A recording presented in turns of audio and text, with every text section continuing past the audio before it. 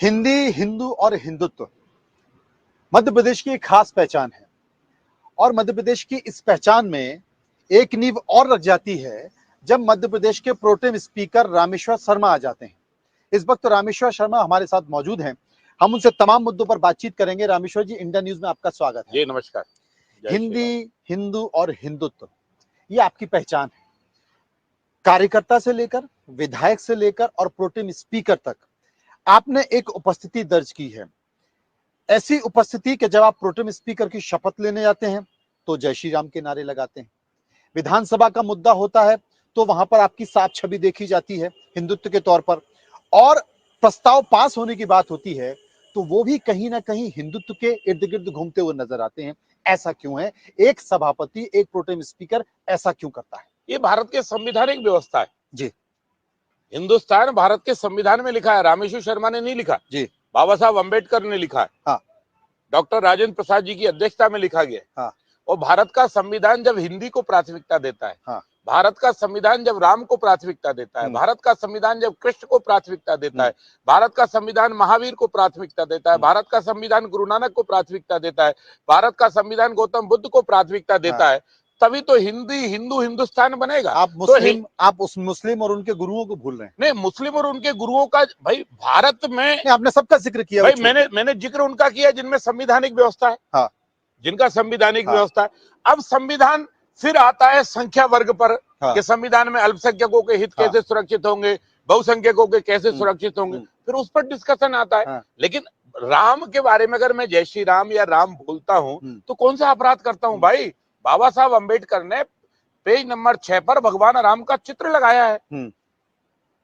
और महात्मा गांधी जिसके नाम पर पूरा देश उठकर खड़ा हो गया, गांधी जी ने ये थोड़ी कहा था कि मैं पंडित नेहरू का राज लाऊंगा। गांधी जी ने ये थोड़ी कहा था कि मैं मोहनचंद करमचंद गांधी का राज लाऊंगा। गांधी जी ने कहा था, उठो हिंदुस्तानियों, मैं तुम्हारे लिए राम राज लाऊंगा। राम राज की कल्पना दी थी। सड़क चलता किसान, मजदूर, नौजवान, गरीब, पढ़ा लिखा, अनपढ़, माताएं, बहनें सब उठकर खड़े हो गए जय श्री राम के। गांधी जी ने ही राम बोला। नहीं तो रामराज का मतलब ये थोड़ी है ना कि आप विधानसभा से लेके, संसद से लेके, सरकारी कार्यालय से लेके राम का झंडा लगा देंगे? अरे भैया, रामराज अगर राम ही जब ध्यान में नहीं होगा तो रामराज्य एक परिकल्पना है। रामराज्य एक परिकल्पना है कि कोई व्यक्ति भूखा ना रहे, कोई व्यक्ति गरीब ना रहे, हर व्यक्ति को सुख मिले, हर व्यक्ति को रोटी, कपड़ा, मकान मिले। माननीय मनोज मनु जी, ये मेरी परिकल्पना है कि अटक से लेकर कटक तक, कश्मीर से लेकर कन्याकुमारी तक मेरा हिंदुस्तान है जी। ये मेरी सीमाएं हैं जी। इस हिंदुस्तान की मेरी सीमा को सुरक्षित करना है। इसमें इतनी नदियां हैं, इतने तालाब हैं, इतने समुद्र हैं, इतने पहाड़ है, इतने भूभाग है, इतने राज्य है, इतनी राजधानियां हैं, इतने गांव हैं। ये मेरी कल्पना है। तो राम की कल्पना भी हम और आप प्रभु जी तभी कर पाएंगे जब रामायण पढ़ेंगे जी, राम को समझेंगे। तो राम क्या है? तो राम वो है देहिक देविक भौतिक तापा, राम राज ना काऊ व्यापा। राम वो है जो दूसरे देह को कष्ट नहीं देते। ठीक है। राम वो है जो भौतिक ज्वार बुखार को नहीं पाए। और ऐसे रामराज की कल्पना ने गांधी ने दी। और रामराज में क्या है? परित सरस धर्म नहीं भाई। मेरा राम देखने में भली कई सांप्रदायिक लोगों को लग सकता है कि राम सांप्रदायिक है, नहीं। राम जो है परहित सरस धर्म नहीं भाई। परहित लिखा है ना, तो परहित में मुसलमानों को अलग नहीं किया। परहित में मुसलमानों को अलग नहीं किया। परहित मतलब सबका। और राम कैसा? ईश्वर अंश जीव अविनाशी। राम वैसा ईश्वर का जो अंश है वो जीवों में है, पशुओं में है, पक्षी में है, पेड़ों में है, पहाड़ों में है। जो हरा भरा है उसमें ईश्वर वास करता है, उसको पूजो। और मेरा राम कैसा है? जो चींटी ना हमको वोट दे, जो चींटी ना हमारा जिंदाबाद का नारा लगाए, जो चींटी ना हमारे दल का झंडा लगाए, फिर भी मेरा राम कहता है कि सुनो आदमी, सुनो, मनुष्य देह सबसे बड़ी है। तुम अपनी रोटी की चिंता नहीं, तुम उस चींटी की रोटी की भी चिंता की जवाबदारी मनुष्य होने के नाते आपको दिए। अरे किसी को कहाँ ठोक रहे? हम ठोक रहे। एक वर्ग कहता है कि हमें ठोका जा रहा है, एक वर्ग कह रहा है हम सुरक्षित महसूस कर रहे हैं। अरे भैया, हम उनको नहीं ठोक रहे। जो अशफाक उल्लाह खां की औलादे हैं उनको गले लगाएंगे, उनके साथ मिलकर ईद की सेवइयां भी खाएंगे, उनके साथ वंदे मातरम के नारे भी लगाएंगे। जो अब्दुल हमीद बनकर भारत के टैंक को ले जाकर दुश्मनों पर जब डालते हैं, ऐसे अब्दुल हमीद की मजार पर जाकर रामेश्वर शर्मा मंदिर बाद में जाएगा, पहले अब्दुल हमीद की मजार पर जाकर माथा टेकेगा। जब missile man APJ Abdul Kalam खड़े होते हैं, पूरा भारत सलाम करने खड़ा होता है कि रामेश्वर के तट पर जो पैदा, मछुआरे के घर में जो पैदा हुआ लाल है, उसने भारत को मिसाइल बना कर दी है। हमने उसे कहां बांटा? हमने उसको कहाँ डांटा, हमने उससे कहाँ अलग किए, हमने तो उसे अपनी आत्मा में बसाया। जब तक रामेश्वर शर्मा की पीढ़ियां जिंदा रहेंगी तब तक एपीजे अब्दुल कलाम उनके दिल और दिमाग में रहेगा, क्योंकि भारत का वो मिसाइल मैन है। भारत में अब्दुल हमीद याद रहेगा। जी आप बदले नहीं, हम ठोक उनको आप बदले नहीं, हम ठोक, आप बदले नहीं। अरे जब छोटे से कार्यकर्ता थे तब भी वैसे ही थे, अरे बदलने आप विधायक हो गए तब भी वैसे ही थे, और अब आप प्रोटेम स्पीकर जो कि संवैधानिक पद है तब भी वैसे ही है। यानी कि आपका एजेंडा साफ है, मैं हिंदुत्व को सबसे पहले लेके चलूंगा और संघ के एजेंडे को सबसे पहले लेके चलूंगा, चाहे आप किसी भी पद पर बैठा दीजिए। अरे भाई, राष्ट्रीय स्वयंसेवक संघ कौन सा अपराध कर रहे हैं? राष्ट्रीय स्वयंसेवक संघ कौन सा अपराध कर रहे हैं? राष्ट्रीय स्वयंसेवक संघ मनोजी एक बच्चे को पकड़कर संघ की शाखा में लाता है और उसको कहता है कि कौन सा परम भवन ने इस राष्ट्र को पवम भैरव पर ले जाने की बात करता है। कौन से राष्ट्र को? वो राष्ट्र में परम पूज्य मोहन भागवत जी नहीं, वो राष्ट्र कौन? उसमें रामेश्वर नहीं, उसमें नरेंद्र मोदी जी नहीं, उसमें अमित शाह जी नहीं। राष्ट्र ये भारत राष्ट्र है, हम उसके बेटे हैं, हम उसके सेवक हैं। हमारे सेवक परम पूज्य सरसंघ चालक जी है, हमारे सेवक नरेंद्र मोदी, हमारे देश के सेवक अमित शाह जी, ये शिवराज सिंह चौहान जी, बीडी शर्मा जी, आदित्यनाथ योगी जी, ये कौन?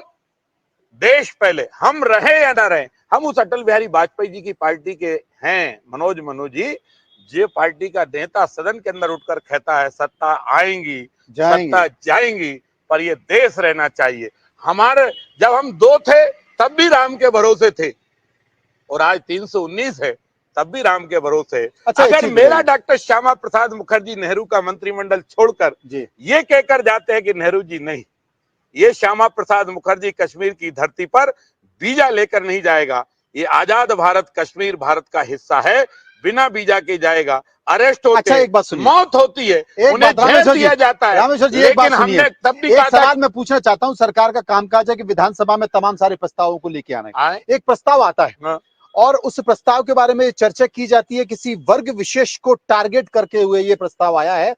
उस प्रस्ताव आता है, 5 साल का जिक्र होता है, आप कहते हैं कि 5 साल नहीं होगा। कौन सा वर्ग को हमने टारगेट किया सर? आप कहते हो 5 साल नहीं होगा, 10 साल होना चाहिए। कौन से वर्ग को हमने टारगेट? स्पीकर आप पढ़ जाते हो, कौन सा वर्ग का हमने टारगेट किया? कौन सा प्रस्ताव? भैया लव जिहाद का है, तो लव जिहाद जो धर्म यही मैं पूछना चाहता था। नहीं, लव जिहाद क्यों है? मैं उसको उसमें जिहाद शब्द का इस्तेमाल क्यों किया गया? मनोज जी, जिहाद के अलावा तो कोई दूसरा हो सकता था, और वो वर्ग कहता है कि साहब जिहाद क्यों होना चाहिए? और देखिए, आपने लव जिहाद बोला, आपने धर्म स्वतंत्र विधेयक नहीं बोला। देखिए, लव जिहाद हमने इसलिए बोला, धर्म स्वतंत्र विधेयक जो है भारत के 12 प्रांतों में है। हाँ मनोज जी, 12 प्रांतों में, अकेले मध्य प्रदेश में आप लव जिहाद बोल रहे हैं। 12 प्रांतों में है।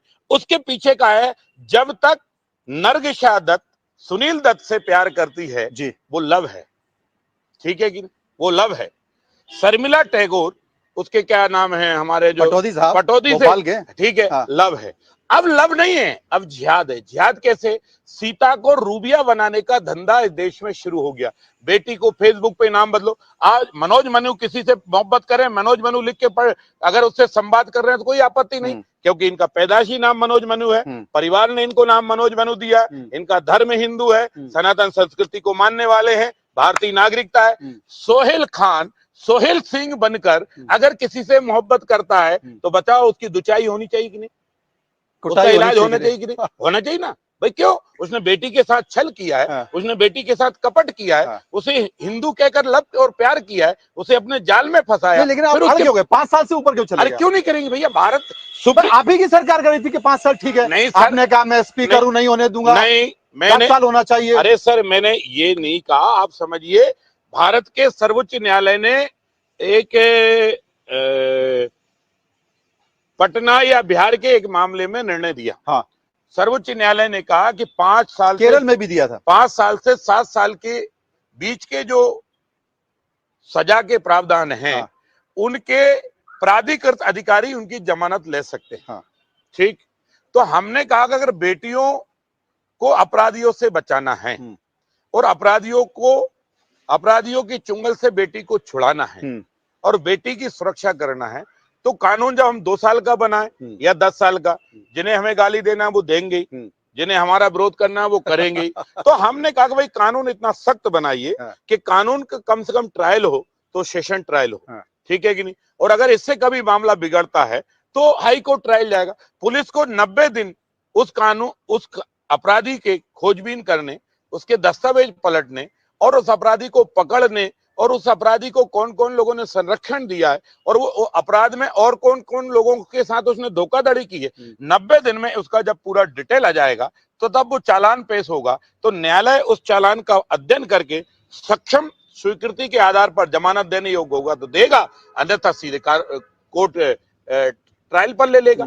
तो तब हमने कहा कि भाई इसको 90 दिन का करना जरूरी है, क्योंकि शिवराज सिंह चौहान जी की मंशा थी। देखो, मध्य प्रदेश ये पहला प्रदेश है जहां शिवराज सिंह चौहान जी ने बेटियों को सुरक्षित करने के लिए नाबालिग बेटियों के साथ रेप या इस तरह की घटना घटित अगर होती है तो उनको मृत्युदंड की सजा का प्रावधान, और किसी भी धर्म के लिए, किसी के धर्म तो किया है। अब इस लव जिहाद में हमने कहा आपको केवल वो चर्चा में लव जिहाद आ गया, वो है चर्चा में नहीं आया।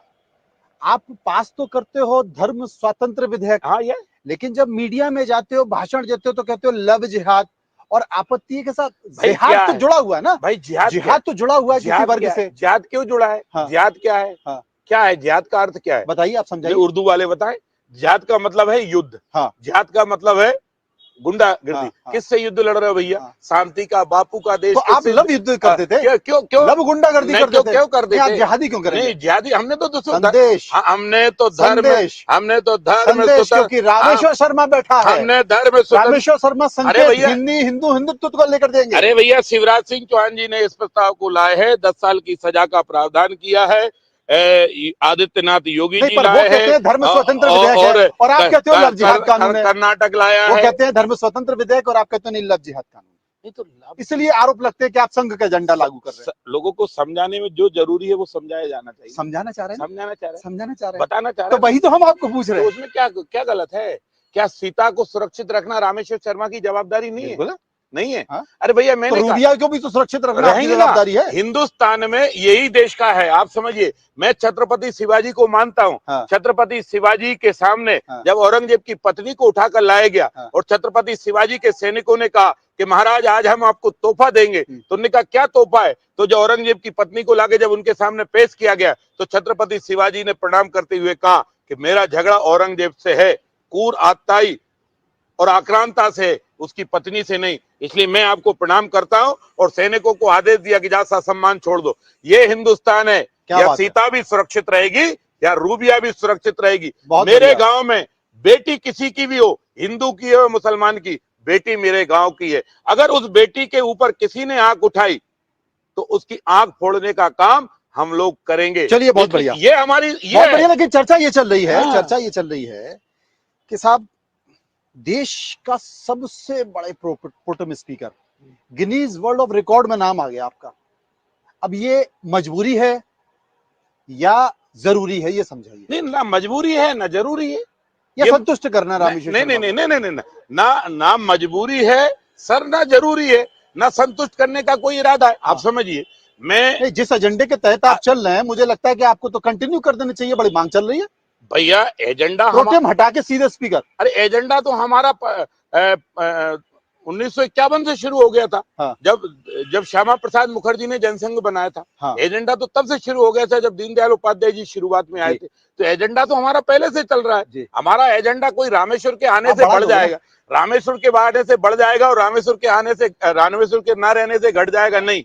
हमारा एजेंडा, जब तक हम हिंदुस्तान में संस्कृति संभाग के बंधक बने रहेंगे तब तक हमारा एजेंडा चलता रहेगा। आप अपने कार्यकाल से संतुष्ट हैं? अभी आप हालांकि हैं, लेकिन संतुष्ट हैं? कैसा? आपने से कौन कौन से काम कर दिए? नहीं, मैं क्या विधायी का जो काम करती है। अरे भाई, इंडिविजुअल रामेश्वर शर्मा थोड़ी कोई काम सील तो आप ही लगाएंगे, मोहर तो आप ही लगाएंगे। अरे तो उसमें क्या अच्छा बात है भाई। जो देखिए, मैं सिर्फ बोल रहा हूँ क्योंकि बहुत सारे मामले पेंडिंग पड़े थे। एक विधायकों का जो स्थान है, निवास स्थान, वो 2008 से पेंडिंग पड़ा था। 2008 में मुख्यमंत्री शिवराज सिंह जी जब मुख्यमंत्री बने थे तो उन्होंने विधायकों का एमएलए रेस्ट हाउस देखा था। आज जो प्रधानमंत्री आवास हम 545 स्क्वायर फीट का देते हैं, उतना ही बड़ा था। नहीं, एमएलए को वो 250 स्क्वायर फीट का था। तो एक 2 कमरों का सीधा रूम था, मतलब उनसे भी गया, उनसे भी छोटा था। और 56-57 साल पुराना है। इसलिए मुख्यमंत्री जी ने तत्काल शिवराज जी ने आदेश दिया कि नए एमएलए रेस्ट हाउस बनाया जाए, बड़ा बनाया जाए, क्योंकि एमएलए के क्षेत्र से अगर 25-50 लोग आते हैं तो उनको रुकने, बैठने, सोने या खाने की व्यवस्था वहां पर वो एमएलए कर सके। इस दृष्टि से ये प्रस्ताव आया था ये 2008 में आ गया था, ये बात सही है। ये प्रस्ताव चलता गया, जिस जगह का चिन्हित किया गया वो जगह पर पेड़ थे, 4-5 हजार पेड़ कटने थे, 27 एकड़ जमीन को प्रस्ताव लिया गया था। तो मुझे लगा कि बार बार समाचार पत्रों में वो छपता था कि पर्यावरण को नुकसान होगा एमएलए के मकान बनाने के लिए। तो हमने कहा कि हमको मकान बना के देना है, फ्लैट में मकान बनाकर देना है। तो हमने जो हमारे 56-57 साल पुराने एमएलए रेस्ट हाउस है, हमने उन्हीं को तोड़ के उन्हीं के स्थान पर 2400 की जगह 2600 स्क्वायर फीट के 4 BHK का हमने प्लान किया है। उसपे हम बनाने की योजना बना रहे हैं। सरकार कितना पैसा बचेगा? उसमें पैसा बचेगा, जो पुराना प्रस्ताव था उसमें पैसा बचेगा 27 करोड़ जी। पहले वो 27 करोड़ अधिक का था। और जमीन बचेगी 25 एकड़। अच्छा, तो 25 एकड़ जमीन, 27 करोड़ रुपए राशि ये मध्य प्रदेश शासन की बचेगी। और उससे कम राशि में उससे 600 स्क्वायर फीट अधिक के हम जो है फ्लैट बनाकर एमएलए रेस्ट हाउस के लिए विधानसभा परिसर, क्योंकि सरकार तो बड़ा कागज संभाल के रखती है, लेकिन इस विधानसभा उसके परिसर के ना कागज ना नामंत्रण कुछ नहीं था। अचानक से आपको कैसे याद आ गई? नहीं, याद नहीं आ गई भाई, मैं तो किसान का बेटा हूँ ना। तो हमारे पास तो 2 एकड़ जमीन होती है तो भी हम उसका खसरा खतौनी संभाल के रखते हैं। हमारे पास 100 एकड़ हो तो भी रखते हैं, 500 एकड़ हो तो भी रखते हैं, क्योंकि किसान धरती और माँ दोनों को सुरक्षित रखता है। तो धरती भी हमारी माँ है, ये हमारी पेट पालती है और हमारे माँ का भी पेट पालती है। माँ से बड़ी है हमारी धरती माँ, इसलिए इसकी सुरक्षा, इसकी सीमाएं, ये चौकन्ना हमें रहना जरूरी है। इसलिए हमने कहा कि भाई विधानसभा परिसर का मास्टर प्लान बनाओ, कहाँ है इसके कागज? तो अब कागज ढूंढे तो थोड़ी प्रॉब्लम आई, थे नहीं। क्यों, ऐसा क्यों? अब पूरे प्रदेश का हिसाब किताब प्रशासन रख रहा है विधानसभा के लिए। अब इसलिए, लेकिन जो हमारी सीमाओं में था, जो 104-5 एकड़ हमको लैंड मिली थी, उसको हमने अब पंजीबद्ध, सूचीबद्ध कर दिया गया है। कागज मिल गए? कागज मिल गए। मास्टर प्लान जो कागज में थोड़ी अदला बदली थी, शासन को भेज दिए कि ये इन जमीनों में अदला बदली करके ये हमारे नाम कब्जा भी हुआ क्या आसपास? हमारे नाम पे चढ़ा, थोड़ा बहुत कब्जा है वो सब हटा दिए। अच्छा, अनावश्यक लोगों के आना जाना थे, उनके गेट बंद कर दिए। अच्छा, ऐसा कर दिया। हाँ, अब सुरक्षित है? नहीं, वैसे तो देश प्रदेश सब सुरक्षित है, पर अपनी अपनी सीमाओं को सरकार ने जो नैतिक जवाबदारी दी है कि अपने अपने भवन, अपने अपने ऑफिस, अपने अपने लैंड को, अपने अपने विभाग उसको सुरक्षित रखेंगे, उस दृष्टि से अब हम विधानसभा का परिसर। कितनी चिंता है आपको? आपको मध्य प्रदेश की चिंता है, आपको विधानसभा की चिंता है, परिसर की चिंता है, जमीन की चिंता है, और चिंता आपको पश्चिम बंगाल की भी हो जाती है, तो क्या चिंता आपको ममता बनर्जी की भी हो जाती है, और रामायण भेज देते हैं कि लो रामायण पढ़ लो। तो उसमें क्या है, वो हमारी दीदी है ना। तो हमने दीदी से कहा, दीदी राम राम पर ही तो देश टिका है। बापू ने राम राम की, गांव वाला उठ के साथ हो लिया, ठीक है कि नहीं, राम राज लाएंगे। मेरे पीढ़ी दर पीढ़ी हिंदुस्तान का इतिहास। तो दीदी के अभी तक कुरान पढ़ रही थी क्या? दीदी ने पहले पढ़ी ना, मैंने रामायण इसलिए तो भेजी कि दीदी पहले जो आपने कलमा पढ़ा एक सार्वजनिक मंच पर, तब आपको आपत्ति नहीं हुई। और बंगाल के बेटा बेटियों ने नेताजी सुभाष चंद्र बोस की जयंती पर प्रधानमंत्री जी की उपस्थिति में अगर आपका जय श्री राम बोल के अभिनंदन कर दिया तो आपको गिल्टी फील हो गई। अरे दीदी, आप बांग्लादेश के किसी स्टेट की चीफ मिनिस्टर नहीं है, आप हिंदुस्तान की चीफ मिनिस्टर है। आप उस प्रदेश की चीफ मिनिस्टर है जहां आनंद मठ के साधु संत कहते हैं कि माला भजने के दिन गए, अब वंदे मातरम और भाला उठाकर अंग्रेजों को इस धरती से भगाने का काम करेंगे। आप उस धरती के हैं जहाँ रामकृष्ण परमहंस माँ काली को अपने हाथ से भोग लगाकर उनको भोजन कराया, भोग लगाया करते थे, और माँ काली अपने रामकृष्ण परमहंस को अपने हाथ से लड्डू खिलाया करती थी। जहाँ स्वामी विवेकानंद, युग पुरुष, हिंदू धर्म दृष्टा, हिंदुस्तान के महानायक, जो करोड़ों युवा आज भी उनकी प्रेरणा से काम करते हैं, जहाँ विवेकानंद का जन्म हुआ, जहाँ नेताजी सुभाष चंद्र बोस का जन्म हुआ, तुम मुझे खून दो मैं तुम्हें आजादी दूंगा, जहाँ से राष्ट्रगान का उद्घोष हुआ, जहाँ कल कल छल छल निर्मल नीर गंगा का बहता है, और वहां का मुख्यमंत्री जय श्री राम बोलने में आपत्ति कर दे तो कहीं ना कहीं लगेगा मेरा अपमान हो रहा है। अरे काय का अपमान? अगर दीदी तेरा राम से अपमान है ना, तो राम से अपमान फिर बहुत लोगों का हुआ, रावण का भी हुआ, बीपी सिंह का, निपट गए, मुलायम सिंह, अच्छा, लालू प्रसाद यादव जी। राम विमुख असहाल तुम्हारा, ये रामेश्वर नहीं बोल रहा, ये गोस्वामी तुलसीदास जी और भगवान वाल्मीकि स्वामी ने लिखा है, राम विमुख असहाल तुम्हारा, रहा न कुल कऊ रोबन हारा। ये मेरी चौपाई नहीं है, मैंने नहीं लिखी, माफ करना, नहीं मेरे नाम से कहो कि मैं उसका विद्वान पुरुष ना, ये तुलसी ने रामचरितमानस में लिखा है, वाल्मीकि स्वामी जी ने अपने रामायण में लिखा है। राम का विरोध तजो, और मैं उस धर्म में पैदा हुआ हूं कि अगर बाप धर्म विरोधी हो जाए तो बेटा प्रहलाद बनकर अपने पिता को कहता है कि पिताश्री आप सबका विरोध करो पर हरि का विरोध मत करो। मेरे को ऐसा लगता है राम आपके स्टार प्रचारक हैं आपकी पार्टी नहीं, में। राम पूरे देश के स्टार प्रचारक है, अकेले हमारे थोड़ी है ना? राम पूरे देश के स्टार प्रचारक है। नहीं, आपने पेटेंट करा लिया लगता है। आप मुझे बताओ राम, क्योंकि दूसरी पार्टियां तो डरती है नाम लेने में, नारा लगाने में डरती है। अरे मनोज, आपने कहा इसी को ताकत बना लो। अरे मनोज जी, राम हमारे नहीं, राम तो इस देश के स्टार प्रचारक है। जब अंग्रेजों से देश को छुड़ाना हुआ तो बापू ने राम राज की नारा दिया, तो राम स्टार प्रचारक हुए कि नहीं हुए। जब मुगलों से दो दो हाथ किए, छत्रपति शिवाजी लड़े, गुरु गोविंद सिंह लड़े, बंदा बैरागी लड़े, महाराणा प्रताप लड़े, झांसी की रानी, ये सब लोग जब लड़े तो क्यों लड़े? केवल धर्म और राम के नाम पर लड़े। एक जीजाबाई उठकर खड़ी होती है और छत्रपति शिवाजी को आज्ञा देती है कि बेटा, ये राज करने का समय नहीं है, ये धर्म रक्षा का समय है, ये राष्ट्र रक्षा का समय है, और इसलिए महाराष्ट्र की धरती से उठो और आगे बढ़ो, तुम्हें इस धर्म ध्वजा की रक्षा करना है। समर्थ गुरु रामदास जो भजन पूजन में व्यस्त होते हैं, वो उठकर छत्रपति शिवाजी को आज्ञा देते हैं कि ये रामदास अब इस बात की आज्ञा देता है छत्रपति शिवाजी तुमको कि अब राज तलवार के बलबूते पर रक्षा कर।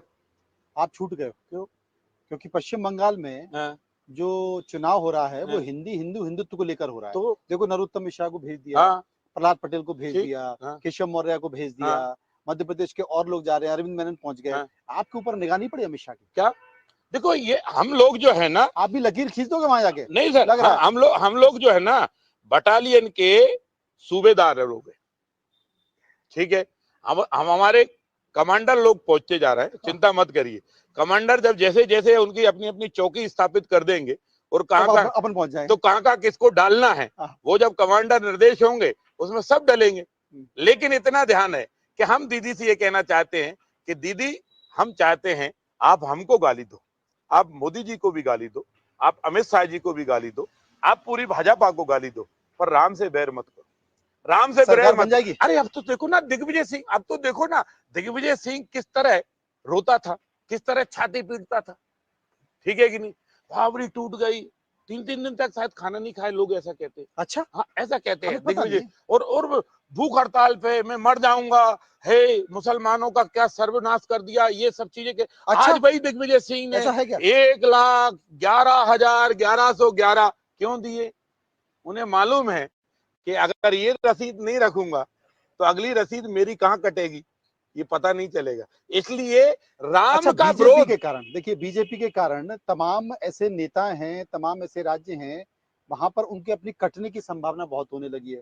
और इसको लेके बता रहे हैं तमाम जो एजेंसियां हैं, चाहे वो इनकम टैक्स है, ईडी है या सीबीआई है, वो रसीदें काटने में लगी हुई है। देखिए, ये आरोप आपके ऊपर बहुत लग रहा है। ये देखिए, कमलनाथ ने भी वही आरोप लगाया, भूपेश बघेल भी वही आरोप लगाया, अरविंद केजरीवाल भी वही आरोप लगा रहा, ममता बनर्जी भी वही आरोप लगा रहा है कि आप इन एजेंसियों की रसीदें बहुत काट रहे हैं। नहीं, हम इन एजेंसियों के माध्यम से कुछ नहीं कर रहे। ये एजेंसियां स्वतंत्र हैं, अपना अपना काम करेंगी। लेकिन मैं राम मंदिर की बात बता रहा था आपको, मैं राम मंदिर पे बात कर रहा था। नहीं, मुझे भी पता है। राम मनोहर लोहिया भी, क्योंकि जब रसीद काटने की बात है तो फिर मैंने कुछ और रसीदों की भी चर्चा हो जाए। मनोज जी, राम मनोहर लोहिया जी जो हमारे मार्गदर्शक नहीं थे जी, हमारे पितृपुरुष नहीं थे, पर राम मनोहर लोहिया ने भी समाजवाद की जो कल्पना की है वो राम के राज से की है। और हिंदुस्तान में पहले ऐसे नेता हुए हैं सार्वजनिक जीवन में, इनने रामायण मेले की शुरुआत की, ठीक है कि नहीं। और आप कहो आजादी में जैसे हिंदू धर्म लोगों को क्या मालूम क्यों कीड़ा काटने लगता है, हिंदू धर्म से क्यों परेशानी होने लगती है। लोकमान्य तिलक, वो तो हमसे पहले के नेता थे, हमसे पहले के नेता थे। उनने भी कहा देखो बेटी का विवाह गणेश जी पूजो, मकान का उद्घाटन गणेश जी पूजो, फैक्ट्री का उद्घाटन गणेश जी पूजो। तो हिंदुस्तान की आजादी के लिए भी लोकमान्य तिलक ने कहा कि चौराहे पे गणेश पूजो। और हिंदुस्तान में महाराष्ट्र में गणेश की प्रतिमाएं चौराहे पे रखना शुरू हुई और देश के अंदर जन वायुमंडल खड़ा हुआ और अंग्रेजों के खिलाफ बगावत के दौर गणेश जी की झांकियों से हो गई। आजादी के परवाने कहां तक थे? तो जो हनुमान चालीसा पाठ करते थे, समर्थ गुरु रामदास ने जो हनुमान मंदिर बनाए थे उत्तर भारत से दक्षिण भारत में, उनमें जो पहलवानी और मल्लयुद्ध किया करते थे वो सारे लड़के उठकर खड़े हो गए और अंग्रेजों के खिलाफ लड़ाई लड़ने लगे, मुगलों के खिलाफ लड़ाई कई फ्रंट पर चल रही है। एक लड़ाई है मुद्दा कश्मीर से लेकर भोपाल तक, पत्थर बड़ा विषय है, ये भी बड़ा मुद्दा हो गया। अरे आप समझो ना, देखो, और आपने कहा कि मैं बताता हूँ कौन फेंकेगा पत्थर। देखो पत्थरबाजों को उनको सेटलमेंट करना जरूरी है कि नहीं भाई? कश्मीर में सेना ने उनको सेटलमेंट किया कि नहीं? कौन करेगा? कश्मीर में हो गए कि नहीं? हाँ। भाई पत्थर मारोगे तो हम रसगुल्ला थोड़ी खिलाएंगे। हाँ। आप सेना पर पत्थर मारो, आप तिरंगे को जलाने की बात करो, आप संविधान जलाने की बात करो। धर्म विशेष से जोड़ अरे दिया। फिर भाई मैं तो पत्थर की बात कर अरे रहा था। भाई मैं और आगे की बता रहा हूँ ना। हाँ। बाकी देवी ने ये भी कहा है, हाँ। वो क्या नाम है उसकी, सईद की बेटी जो वहां पर मुफ्ती है, मुफ्ती की बेटी। हाँ, उसने कहा कि महबूबा कश्मीर में खून की नदियां बह जाएंगी 370 हटी तो। हाँ। यहाँ हम तिरंगा हाथ में नहीं लेंगे। हाँ। ये जो बातें है ना, ये बकवास है। हाँ। आप हमको गाली दो, हाँ।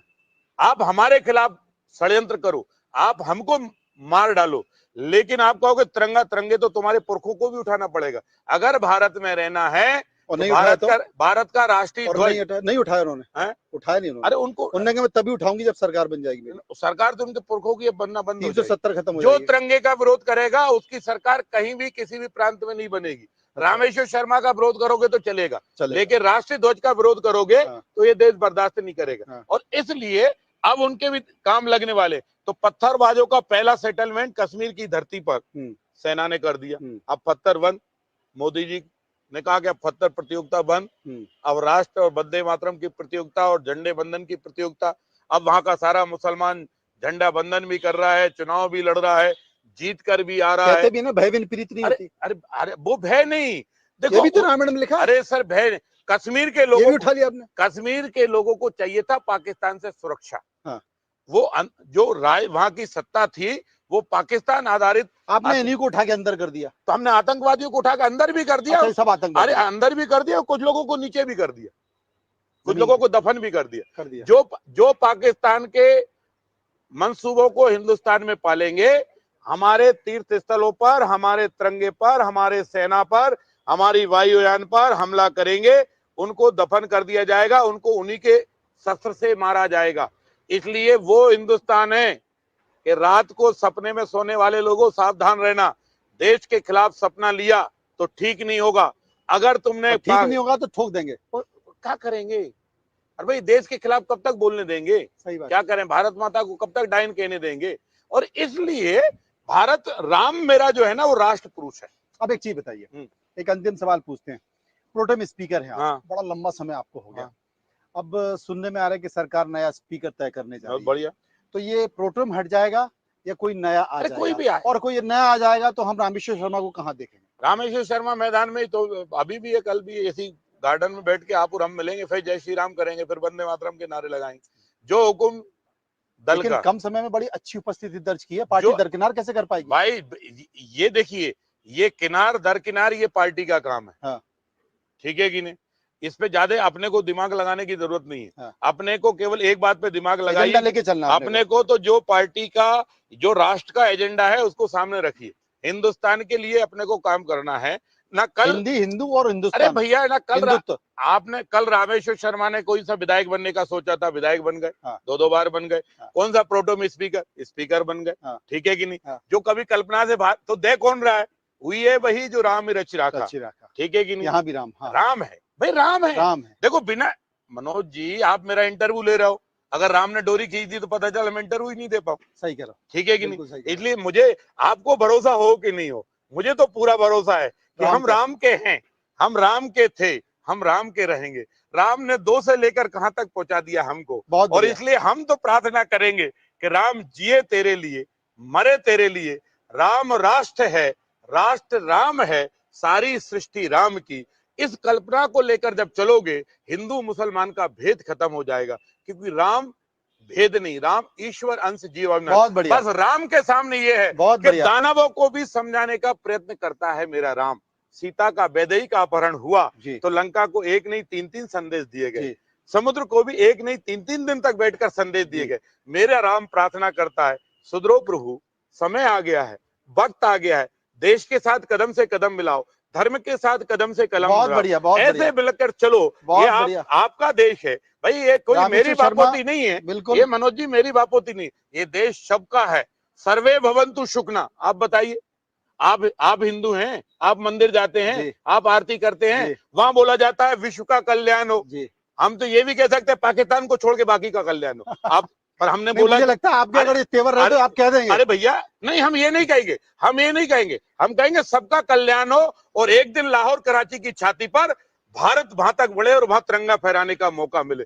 कटा हुआ भारत हमको आज सालता है, वो भारत जब इस देश में मिल जाएगा तब हम कहेंगे कि जिस साबरमती के संत ने उस तट पर बैठकर जो अधिवेशन में वाक्य दोहराए थे, आज उस संत की वाणी को पूर्ण मिला और लाहौर कराची भी हिंदुस्तान में मिल गया। बहुत बढ़िया। आप अगर मुझे लगता है देश के प्रमुख पद पर रहे तो ये भी हो जाएगा। रामेश्वर शर्मा जो कि हिंदी हिंदुत्व हिंदुस्तान की लाइन लेकर चल रहे हैं और उन्होंने बतौर प्रोटेम स्पीकर एक लकीर भी खींचने की कोशिश की है। रामेश्वर जी, हम उम्मीद करेंगे कि आप इसी तरह पद पर बने रहें और इसी तरह ओजस्वी बने रहें और हिंदी और हिंदुत्व के एजेंडे को लेकर आगे बढ़ते रहें। आपका बहुत बहुत शुक्रिया इंडिया न्यूज पे बात करने के लिए। धन्यवाद। जय श्री राम, वंदे मातरम।